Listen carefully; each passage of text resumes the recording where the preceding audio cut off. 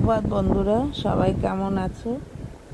সবাইকে ধন্যবাদ জানিয়ে আবার একটা ছোট্ট মিনি ব্লগ তোমাদের সামনে নিয়ে আসলাম। এখানে এটা হচ্ছে বিরাটির মন্দির, আর এই মন্দিরে এই বজরংবলীর পুজো হচ্ছে, তোমরা দেখতে পাচ্ছ। সবাইকে অনেক ধন্যবাদ, অনেক শুভেচ্ছা এবং অনেক ভালোবাসা।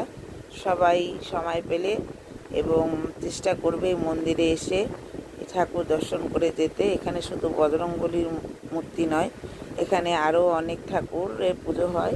তোমরা এখানে এসে পারলে একবার ঘুরে যাবে এবং ঠাকুর দর্শন করে যাবে।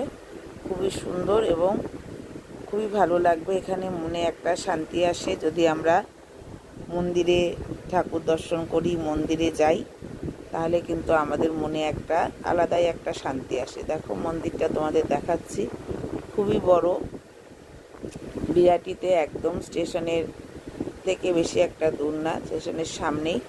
তোমরা এই মন্দিরটা পারলে সবাই এসে একবার করে ঘুরে যাবে। সবাইকে ধন্যবাদ জানাই, এখানে আমার সব বন্ধুদের এবং সবাইকে।